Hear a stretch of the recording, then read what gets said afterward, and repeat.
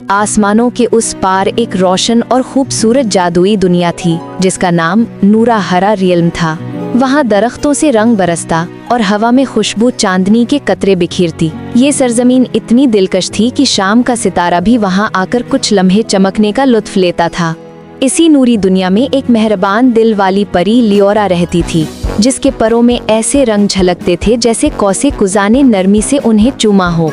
एक रोज लियोरा ने पूरे जोश से ऐलान किया, मैं अपनी सालगिरह क्रिस्टल पिक्सी पार्क में मनाऊंगी, जो नूराहारा का सबसे रोशन बाग है। सब तैयार हो जाएं, हम एक शानदार जश्न मनाने वाले हैं।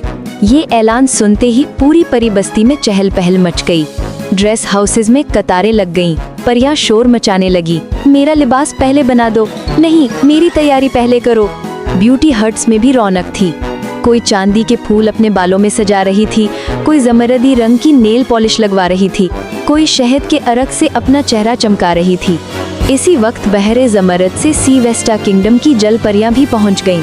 वो चमकते सबज पानियों से उभरती हुई आईं और अपनी मोती रंग छड़ी से हर परी के लिए जेवरात बनाने लगी।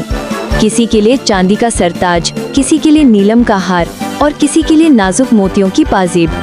पूरा नूराहारा चमकने लगा जैसे हजारों जुगनू इकट्ठे नाच रहे हों। बिलाखिर जश्न का दिन आ गया। हर परी तैयार थी और सब ऐसे लग रही थीं जैसे जुगमगाते ख्वाबों का हिस्सा हो। रंगीन फाख्ता गाड़ियां आईं और सब परियां खुशी खुशी पार्क की तरफ रवाना हुई।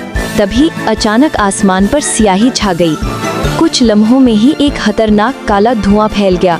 एक एक करके परियां बेहोश होने लगी। सिर्फ लियोरा होश में थी। वो भागती रही, मगर पीछे से किसी ने स्याह जादू फेंका। चिंगारी उसके परों से टकराई और वो एक नदी में जा गिरी। जब लियोरा को होश आया, वो जल परियों के नीलगु महल में थी। महारानी नीलमी ने मोहब्बत से कहा, परेशान मत हो बेटी, अब तुम महफूज हो। उन्होंने पूछा, ये सब क्या हुआ? लियोरा ने पूरा वाकया सुनाया।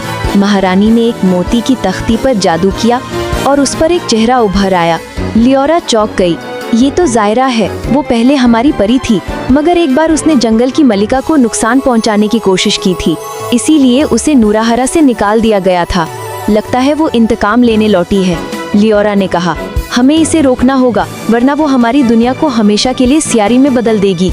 महारानी नीलमी ने अपनी चमकती छड़ी लियोरा के हाथ में देते हुए कहा, ये तुम्हें रास्ता दिखाएगी। लियोरा जायरा के तारीक जजीरे पहुंची। लियोरा ने जायरा को काबू कर लिया, मगर जैसे ही वो हमला करने को थी, जायरा फूट फूट कर रोने लगी। मुझे माफ कर दो लियोरा, मैंने ये सब हसद से नहीं, तन्हाई से किया।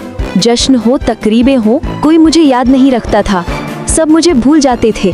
मुझे कभी कोई खास नहीं समझता था। मैं चाहती थी कि कोई एक बार सिर्फ मेरा भी जश्न मनाए। इसीलिए सोचा कि अगर मैं मलिका बन जाऊं तो शायद मुझे इज्जत मिले, मगर जब मुझे सबने रद्द कर दिया तो मेरा दिल अंधेरा बन गया। लियोरा की आंखें भर आईं। उसने छड़ी जमीन पर रख दी और कहा, जायरा, तुमने गलत किया, मगर तुम अकेली नहीं हो। चलो वापस चलते हैं, हम सब मिलकर दोबारा शुरू करेंगे। जायरा ने काला जादू खत्म कर दिया। स्याह धुआं छट गया, रोशनी वापस आ गई और नूराहारा फिर से जगमगा उठा। लियोरा जायरा को लेकर वापस आई। परियां दौड़ दौड़ कर आईं और जायरा को गले लगा लिया। और उस दिन लियोरा की सालगिरह पहले से कहीं ज्यादा रोशन मनाई गई, जहां दोस्ती, माफी और मोहब्बत का जादू पूरे आसमान पर रक्स कर रहा था।